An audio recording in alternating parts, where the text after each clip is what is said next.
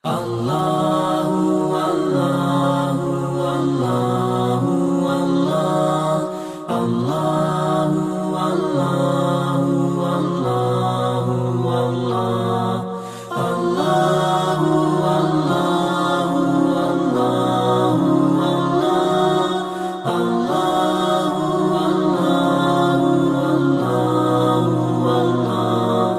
Allahu Allahu Allahu Allahu Allahu Allahu Allah Allahu Allahu Allahu Allah Allahu Allahu Allahu Allah Allahu Allahu Wa bihi nasta'in ala umuri dunya waddin.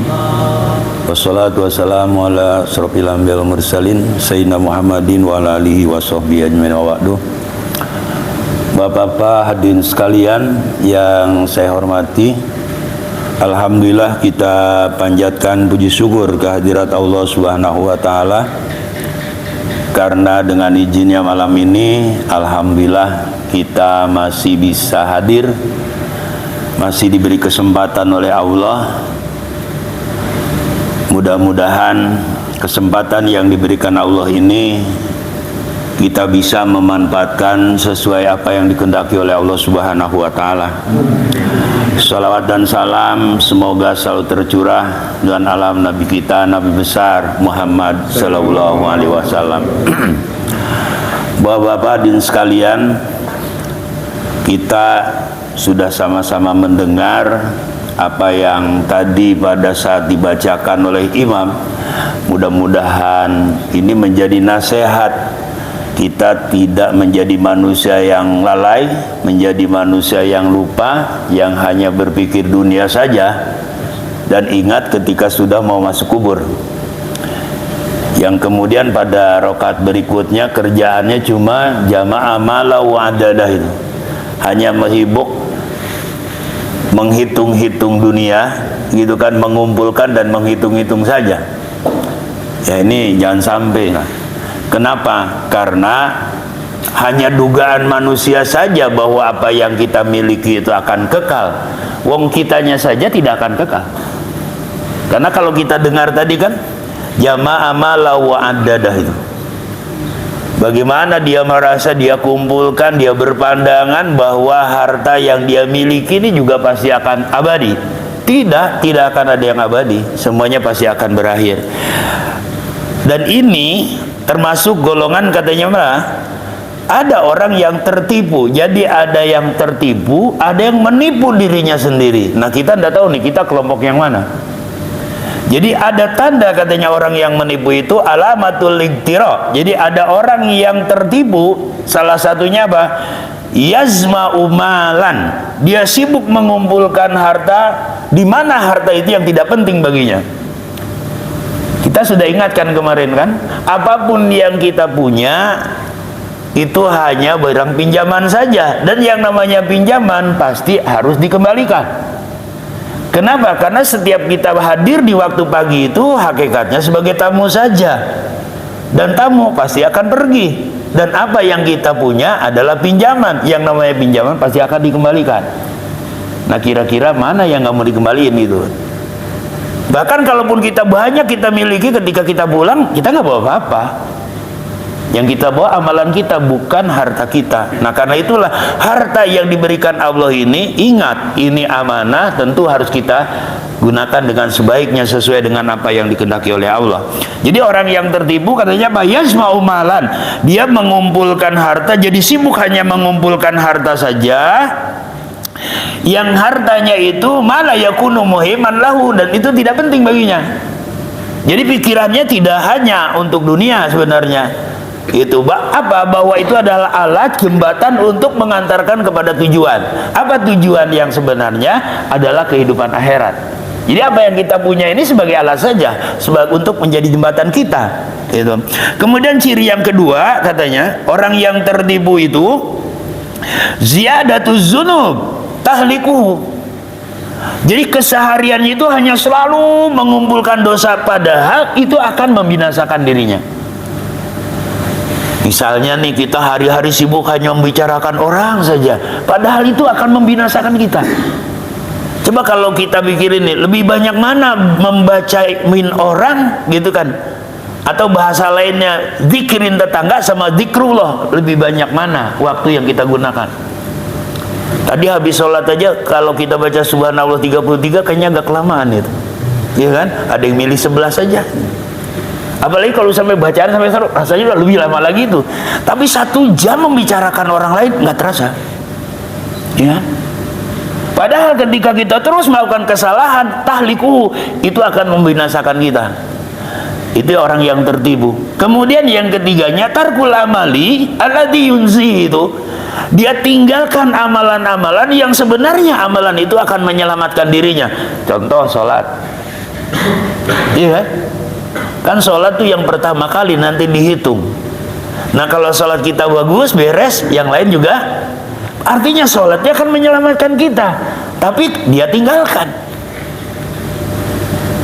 Padahal satu saat, ya kan, gitu kan, pasti akan selesai itu.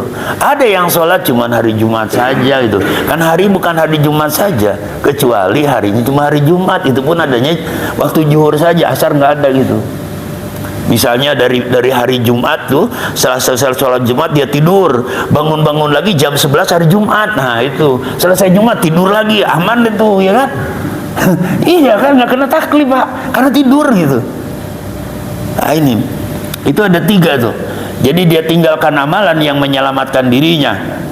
Nah itu orang-orang yang tertipu. Lalu siapa yang menipu dirinya? Lil mukhadi nafsi, itu.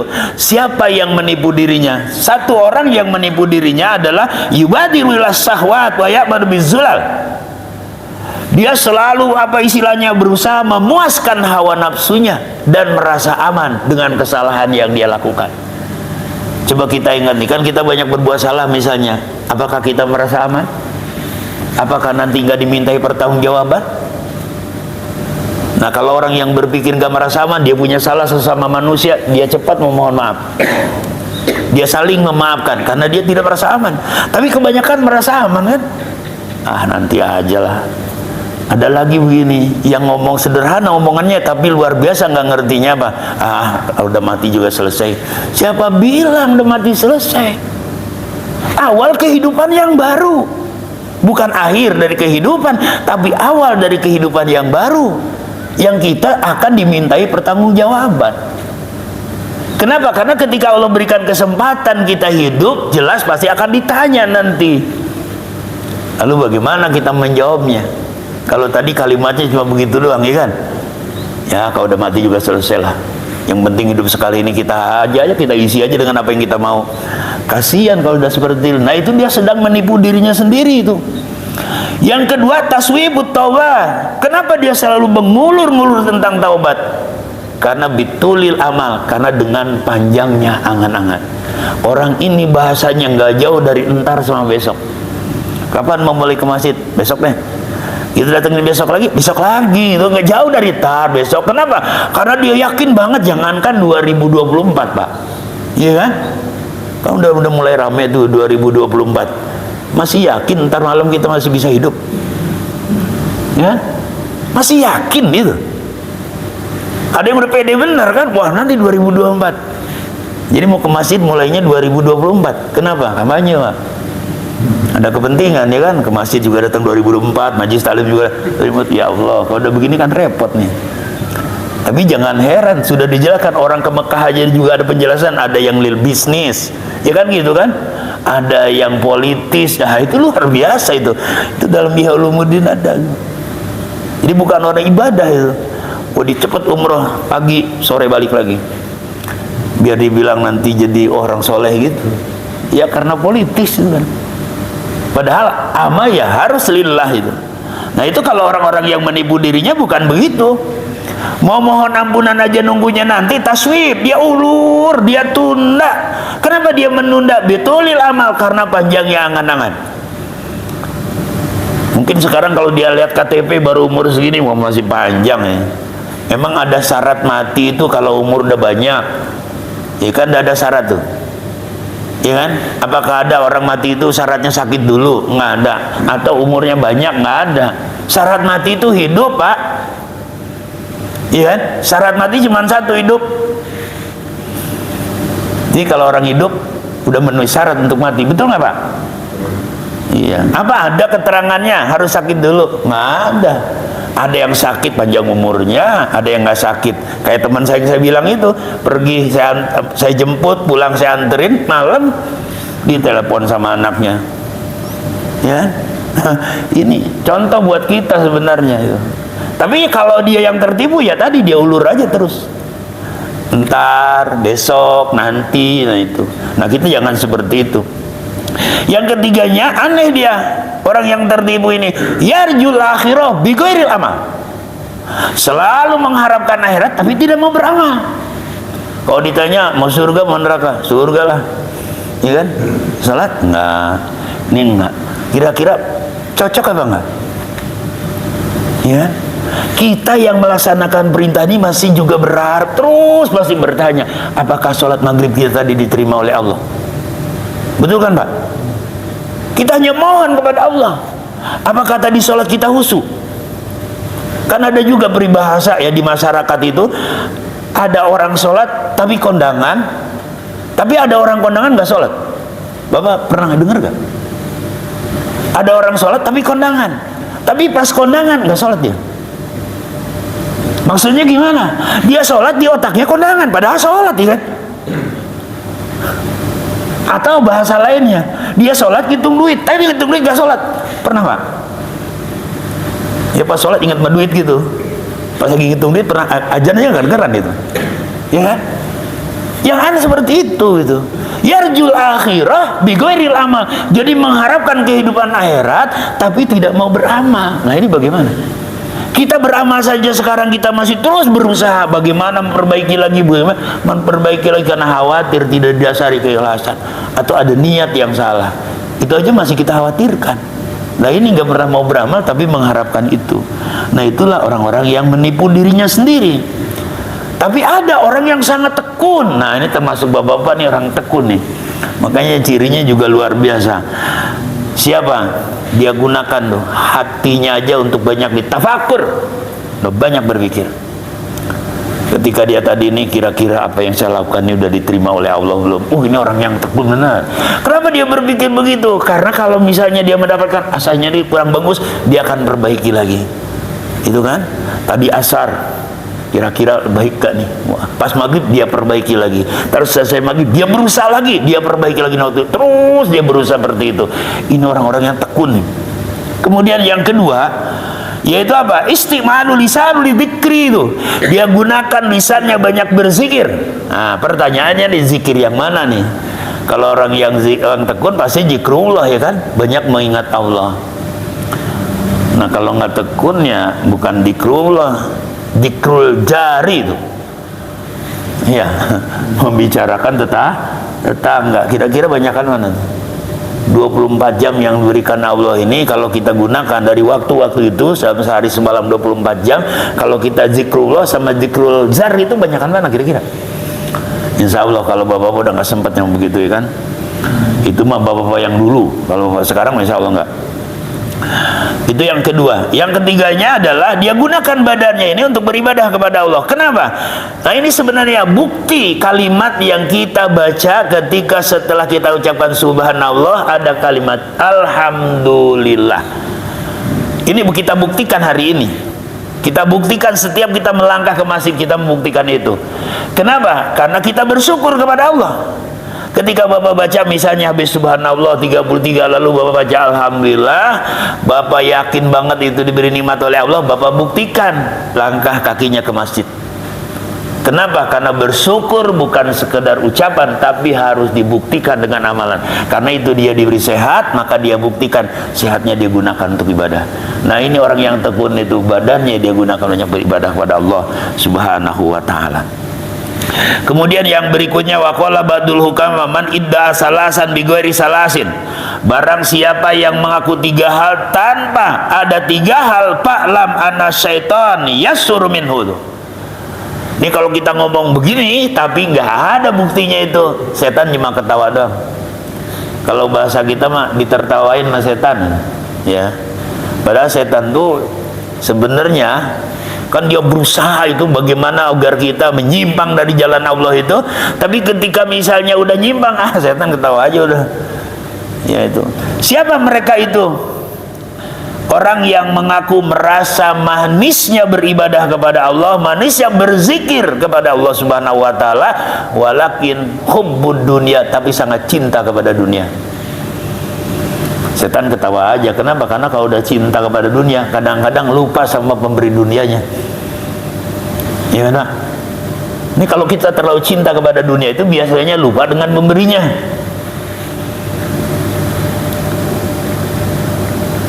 Coba diingat-ingat lah. Ini misalnya kita diberi kemudahan dalam hal rezeki atau begini dalam hal dunia gitu, kadang-kadang kan lupa dengan pemberinya. Yang ada selalu keluar usahaku. Apa artinya usaha kita kalau Allah nggak berikan izin? Ya, apa artinya usaha kita? Apa artinya ilmu kita kalau Allah tidak memberikan izin? Tidak mungkin ada. Tapi orang yang selalu beringat, orang yang selalu ingat kepada Allah, selalu ingat kepada Allah, akan selalu bersyukur kepada Allah. Dia buktikan di mana syukurnya? Setiap perintah pasti dia laksanakan. Karena merayakan syukur ya dengan melaksanakan perintah. Contohnya ketika Bapak bangun tidur subuh, ya Bapak baca tuh doanya kan, alhamdulillahilladzi ahyana ba'da ma amatana wa ilaihi nusur. Karena kita benar-benar diberi kesempatan hidup, Bapak buktikan pas subuh Bapak sholat. Tapi kalau yang lupa cuma ngomong doang, ya akhirnya apa? Sholat subuh sama kopi mahalan mana? Kopi ya kan. Kalau nggak ngopi marah ya kan. Tinggalin sholat subuh nggak ada rasa marah dia, ya kan. Ini suka kadang-kadang kita suka rada aneh dikit lah. Kemudian yang kedua, man idda, barang siapa yang mengaku ridha Allah, wah dia mah ridha banget sama Allah, tetapi tidak pernah mampu menahan nafsunya.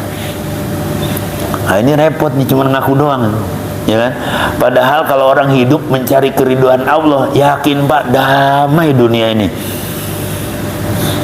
Pernah nggak ada orang berantem mencari ridho Allah? Hah? Udah pernah denger gitu kali ya? Ada kali di masyarakat, saya berantem juga cari ridho Allah. Ya kagak ada lah.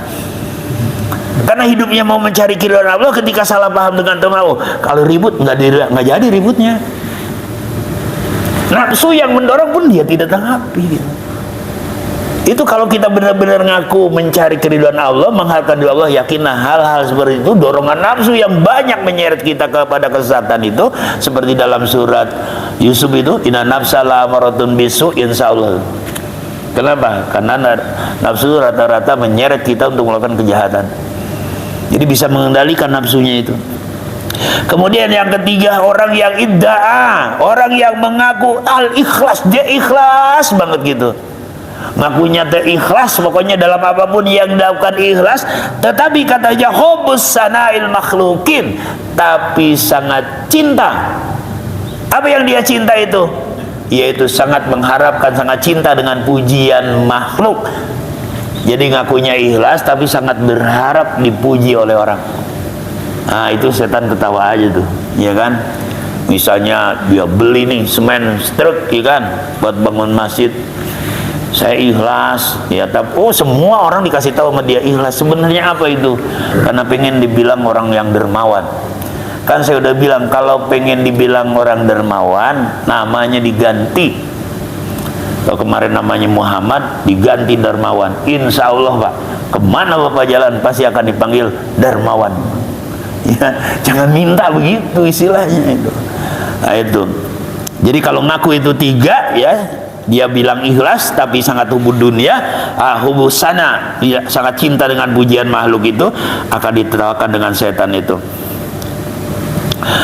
Nah kemudian yang berikutnya ada 4 hal katanya nih. Ini 4 hal nih. An Abi Nadhr qala arbaun man kunna fihi falam yazdad khairan fadzakal ladzi lam yaqbalullahu minhu amalu. Jadi ada 4 hal nih katanya. Di mana dari 4 hal ini, misalnya dia melakukan 4 macam perbuatan, ya, tetapi tidak menambah baik, dilakukan setelah itu tidak baik juga gitu.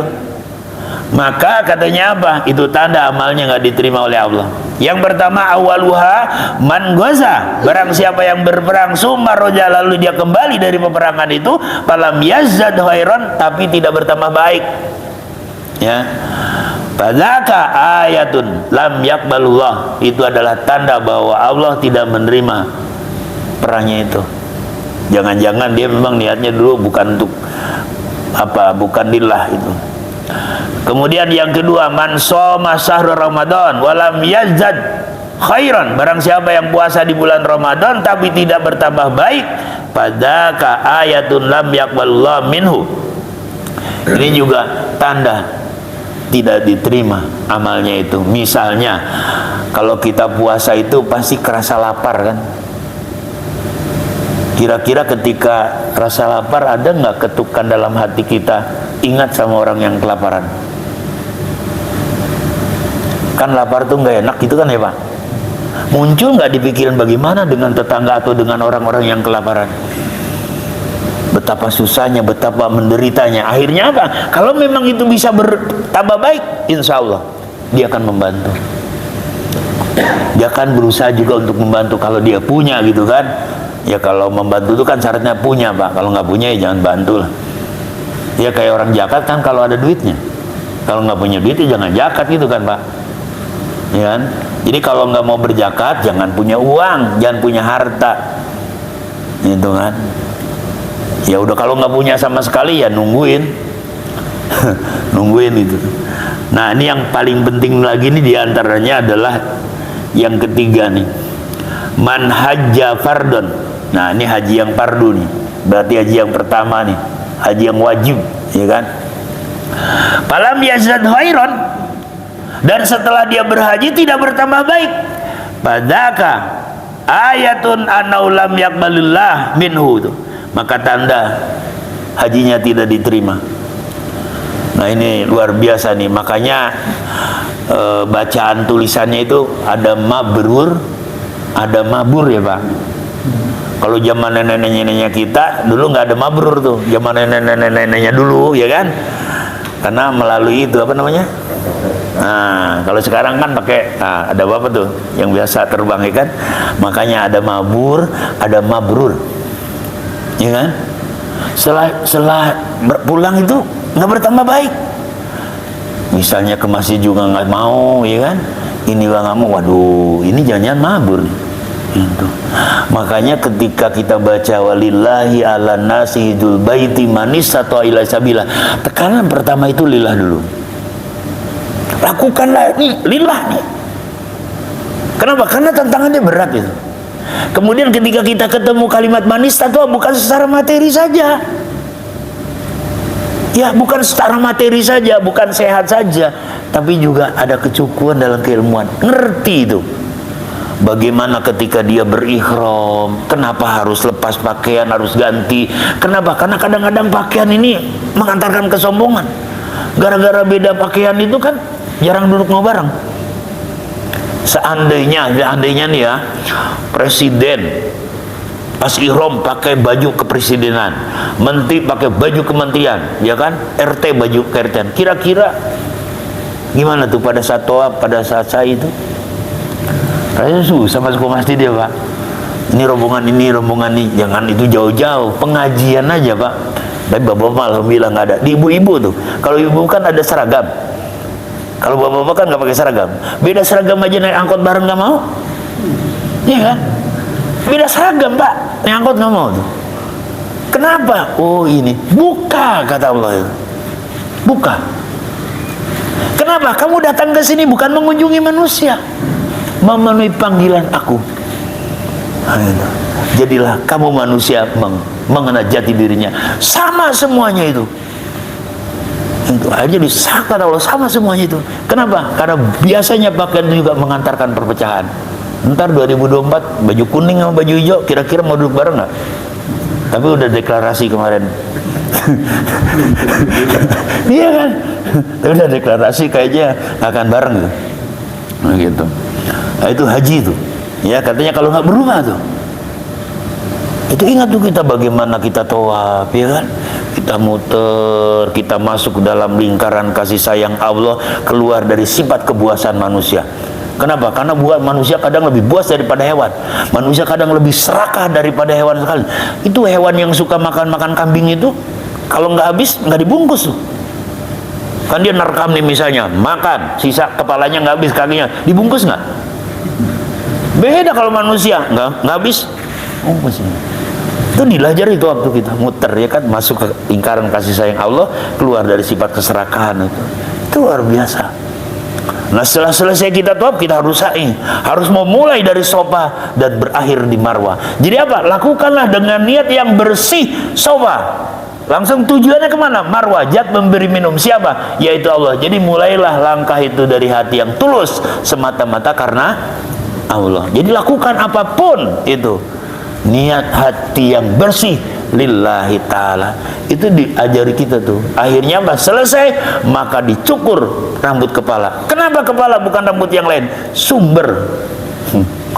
Ini sumber nih. Ya kan, di sini untuk kan kesel mau orang ikan, Pak. Nah, itu maka dibuanglah. Nah, ini sumber banyak dosa nih. Nah, itu gitu luar biasa tuh. Kemudian yang berikutnya, yang keempat, kata jadi yang keempat,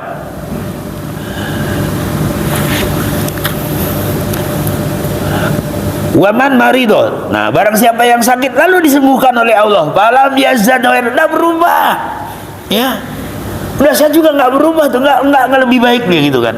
Itu tanda sakitnya tidak menjadi takhur anu junub, tidak menjadi penghapus dosa. Kan kemarin lagi sakit ngomongnya luar biasa. Saya juga mau lagi sakit, udah kamu sehat ya? Pas sehat dia samper nggak mau juga dia. Nggak berubah dia. Ingat tuh Pak, nih kalau kita nih kan kalau udah umur banyak tuh persoalan banyak di kaki ya Pak. Itu banyak mau ke masjid tuh kayaknya jalan ada bagaimana kan, agak ada turun dan naik. Kalau dari sini kan ke sana naik. Nah, ke sini turun masih enak tuh, karena nggak bisa jalan. Dia ngomong, pengen tapi nggak bisa tuh. Bisa kasih sembuh sama Allah. Ini nggak berubah juga. Jangan-jangan sakitnya tidak menjadi penghapus dosa. Makanya ketika kita sakit, ingat tuh Allah sayang sama kita. Itu Allah sayang sama kita. Kita sabar, kita ikhlas, insya Allah jadi penghapus dosa-dosa kita. Lalu diberi kesembuhan oleh Allah, ya sudah, kita tingkatkan lagi amalan kita. Itu tanda penyakit kita akan menjadi penghapus kesalahan kita.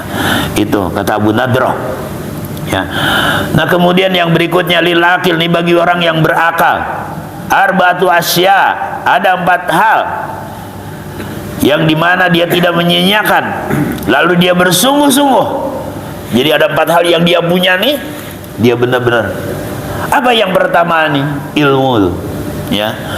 Kenapa yang pertama di sini tulis al ilmu liyakuna amalau hajjatun?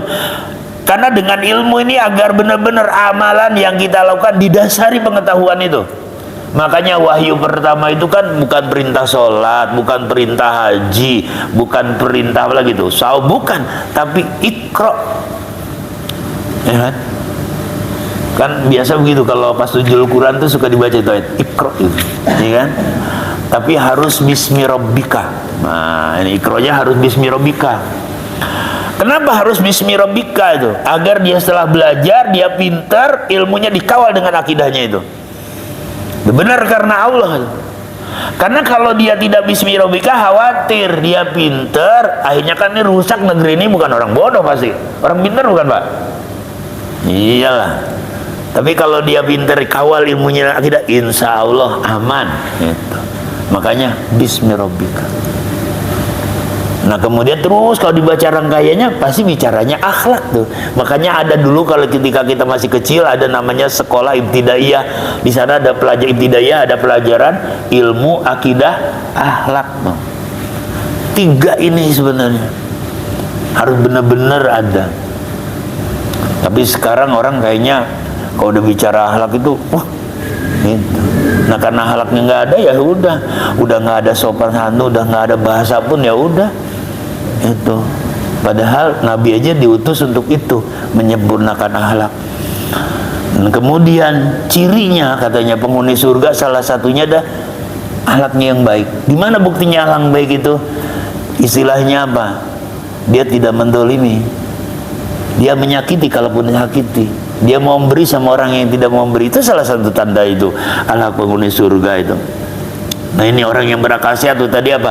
Ilmu. Jadi kulu amalin, semua amalan yang dia lakukan itu semuanya berdasarkan ilmu, ya kan? Jadi bukan taklid saja, bukan taklid gitu, ya. Kenapa begitu? Ah udah begitu aja kata orang juga begitu. Nah, akhirnya apa banyak di kita nih? Dulu di Parakan itu, di Parakan Jaya dulu itu, kalau nggak hujan-hujan, waktu saya masih kecil, bagaimana supaya Allah menurunkan hujan yang jadi korban kucing? Ya, dimanin kucing. Bapak pernah dengar nggak gitu kan? Nah, ternyata banyak juga ya tuh. Itu dari mana ceritanya coba? Tapi generasi berikutnya ada juga yang ikut. Aduh, ini rada repot nih. Akhirnya apa? Karena banyak yang ikut, akhirnya hidupnya aja kadang banyak numpang-numpang. Bapak pernah dengar ada yang numpang-numpang? Numpang-numpang yang punya di sini jangan ganggu. Punya siapa? Kalau di dalam Al-Quran kan lillahi ma fis samawati ma fil ardh. Jadi yang di langit di bumi milik siapa? Tapi numpang-numpang. Akhirnya apa? Bahasanya jelek setelah itu. Numpang-numpang, anak bedul apa anak apa itu? Itu bahasa orang kita lah dulu di kampungan nih. Waktu saya masih kecil loh. Sampai nggak ngakuin bahwa dirinya manusia juga itu. Wah ini makanya itu nggak ada ilmunya itu. Yang ada juga malah kemusyrikan akhirnya itu. Itu yang berbahaya itu. Kemudian yang kedua, sabar. Nah kira-kira Bapak dalam beramal sabarnya mau ditaruh di mana? Di awal, di akhir, atau di mana nih sabarnya itu? Ini kita bersolat misalnya nih, mau di mana sabarnya? Mau mulain pertamanya, mau di tengah terus perjalanan sampai akhir, atau di akhir mau ditaruhnya itu? Ya kan? Kan kalau kita ngelihat itu pertama ilmu tuh, ya kan? Kalau yang terakhir tuh ikhlas, jangan ikhlas ditaruh di awal. Kadang-kadang ikhlas ditaruh di awal. Selesai beramal ikhlasnya udahan. Baru mau udah ikhlas, ya kan? Baru mau padahal. Pas selesai aja ikhlasnya bubar deh. Nggak ada. Nah ini sabar nih. Kenapa harus sabar itu? Supaya amal yang kita lakukan ini menjadi sempurna. Dan sabar yang bagaimana? Ingetin dalam Al-Quran, wasbiru, nggak pakai batasan. Kata Allah, bersabarlah. Kenapa? Karena Allah, innallaha ma'as-sabirin, dan Allah selalu bersama orang yang sabar. Nggak ada keterangan sabarnya 2 kali, nggak ada. Yang ada cuma di masyarakat kita sabarnya dibatasi dengan kalimat sekali aku sabar, 2 kali aku sabar, berarti 3 kali udahan nggak Pak? Bapak pernah ngomong begitu juga? Ada nggak perintahnya gitu? Kan nggak ada keterangannya, ada mas biru saja, bersabarlah gitu, nggak dibatasi itu. Dia mau ngebatasin sendiri. Padahal kalau ada orang ngomong begitu udah kasih tahu aja, mau ngambek bukan gitu. Ya kalau dia ngomong sekali gua sabar, 2 kali sabar, mau ngambek bukan gitu. Terus ada lagi kalimat berikutnya, sabar ada batasnya. Kapan? Kita juga nggak tahu. Padahal pas nyari-nyari nggak ada pakai batas itu.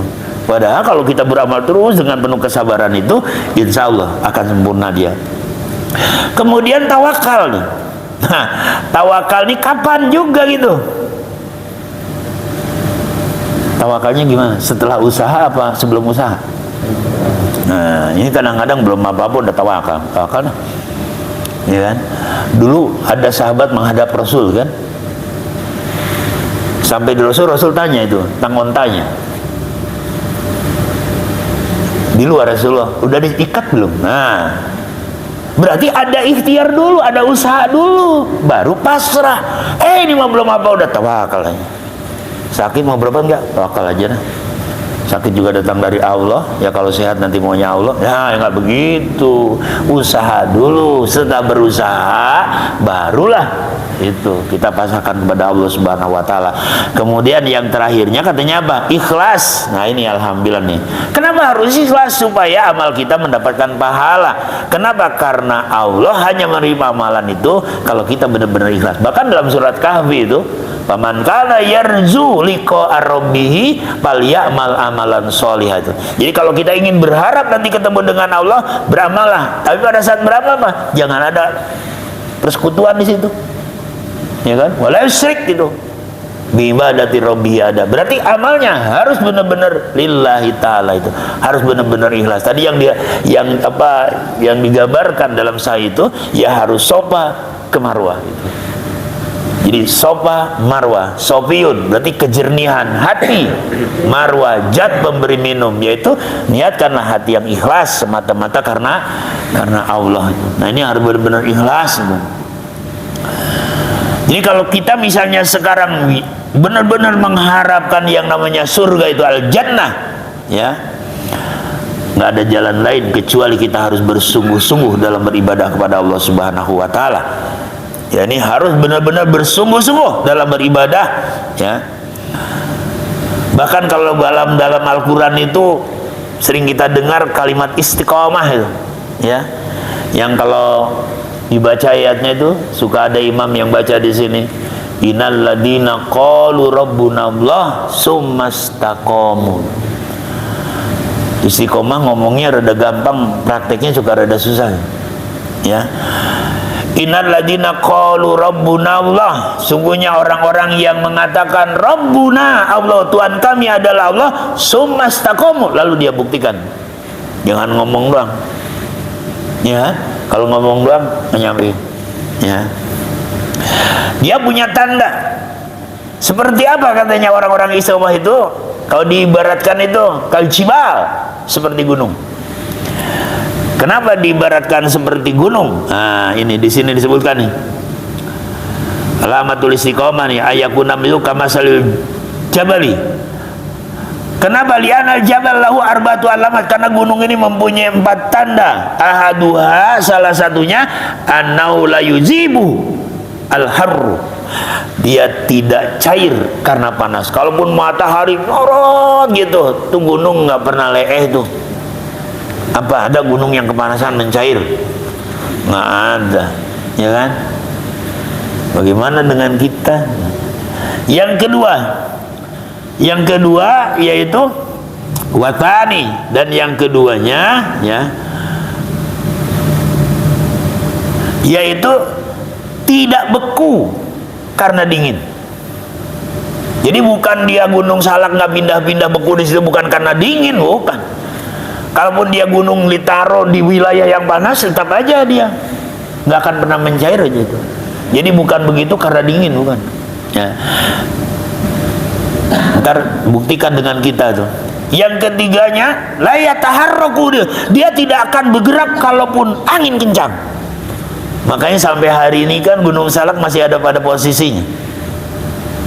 Apa udah ada berita gitu kemarin waktu ada angin puting beliung dia pindah ke ke Parakan? Enggak, masih pada posisinya. Dan yang keempatnya, dia apa? Tidak pindah kalaupun itu banjir dahsyat. Ya. Nah, pertanyaan kita nih sekarang, bagaimana keimanan kita ketika kita diuji oleh Allah? Masih istiqomah kah? Makanya Rasulullah pernah membuat satu tamsil, satu perumpamaan. Masalul mu'mini kamasalil jar'i, kata Rasulullah. Perumpamaan orang mukmin itu seperti pohon. Kenapa? Pohon itu panas kepanasan, hujan kehujanan, kalaupun ada angin dia pasti akan tertiup angin juga, tapi nggak pernah pindah posisi. Apa ada nih, mitanya di rumah bapak ada pohon, terus gara-gara hujan geser tempatnya dia kehujanan, atau karena panas geser gitu, enggak kan, tetap aja pada posisinya. Inilah apa pelajarannya itu? Yang namanya hidup tidak akan pernah lepas dari ujian. Ada ujian dengan kemudahan, ada ujian dengan kesulitan. Kadang-kadang di kita yang namanya ujian kadang-kadang dinamakan sulit, ya betul Pak? Ada ujian dengan harta kekayaan yang banyak, ada ujian dengan kemiskinan. Tapi kita ngomongnya kalau miskin ujian, kalau kaya mah nggak ujian. Kita begitu kadang-kadang. Benar nggak? Kalau miskin baru ujian katanya, kalau kaya mah nggak ujian ya. Nggak disuruh belajar sama pohon tuh gitu. Jadi yang namanya manusia pasti hidup ini akan menemukan yang namanya ujian. Cuman ujian itu kadang ada kemudahan, ada nggak ada kesulitan. Nah ketika dia mendapatkan kemudahan, ingatnya dengan pemberinya. Dia diberi kemudahan oleh Allah dalam hidupnya, ingat nggak namanya? Kadang-kadang kan lagi susah, rajin banget berdoa, tahajud juga rajin. Pas diberi kemudahan, kenapa nggak berdoa lagi? Kenapa nggak masih lagi? Alhamdulillah udah dikabulkan. Jadi nggak, nah ini kan berhenti jadinya. Nah berarti dia lupa, dia sedang diuji oleh Allah. Ini kita diberi sehat, ini ujian juga. Di samping kita diberi nikmat, juga kita diuji oleh Allah. Bisa nggak kita memanfaatkan dengan baik? Gitu. Kenapa? Karena emas saja baru diketahui 24 karat itu setelah diproses, iya kan? Pongkor itu, ada gunung Pongkor kan? Itu dibawa ke pasar itu ketahuan 24 karat itu kan setelah diproses, diambil dulu, terus digini, baru ada yang 24 karat. Terus berapa karat lagi Pak? 23 ya, 22. Terus yang suka pada dibikin ini tuh 18. Yang satu aja yang nggak disuka, sekarat. Nah yang sekarat tuh nggak disuka tuh, ya kan? Kalau yang lain tuh masih di atas itu masih disuka tuh. Apalagi 24 karat harganya juga mah setelah diproses, ya kan? Nah kita juga diketahui iman yang bagus apa enggak, diuji dulu oleh Allah. Setelah diuji begini tegar, ya kan? Misalnya nih mendung, masih tetap masjid. Krimis, masih tetap masjid. Nah ini, Tuhan. Kalau imannya lagi berat, mendung nggak jadi dah. Baru mendung, udah belum hujan, ya kan? Nah, baru mendung tuh. Tapi kalau imannya mantap, insya Allah dia bilang. Kenapa? Jangan sampai kata dia, saya nanti ke masjid dan dalam perjalanan hidup tidak ke masjid. Pas di akhir perjalanan hidup dibawa ke masjid, rugi tuh. Iya kan? Ada yang dalam perjalanan hidupnya nggak mau ke masjid, di akhirnya dibawa ke masjid. Langsung orang-orang juga naruhnya bukan di belakang, di depan. Udah ditaruh di depan imam langsung. Waduh, gimana yang begitu ya kan Pak? Nah, kita sebelum ditaruh di depan imam, mari kita berjamaah. Iya kan gitu kan? Apa mau ditaruh di depan imam? Nah itu kasihan tuh kalau udah mikirnya begitu aja tuh. Nah, ini harus kita manfaatkan betul nih. Gitu. Jadi kita diuji nih sama Allah nih. Kira-kira kita bisa nggak gitu kan? Nah kalau kita bisa mengatasi ujian itu, insya Allah berarti kita benar-benar beriman. Kenapa? Karena kalau sudah beriman seperti dalam Al-Quran ada surah Al-Baqarah itu, walladzina amanu wa amilus solihati ulaika ashabul jannah. Itu pasti dia kalau dia beriman, dia buktikan dengan beramal soleh, maka itu ahli surga kata Allah. Itu Allah yang menyatakan. Mudah-mudahan bahwa semua ibu-ibu yang ada di sini juga termasuk yang disebutkan ahlul jannah. Itu mudah-mudahan. Dan mudah-mudahan juga kita dalam keadaan yang husnul khotimah dalam perjalanan hidup akhir kita ini. Nah itu saja barangkali Bapak.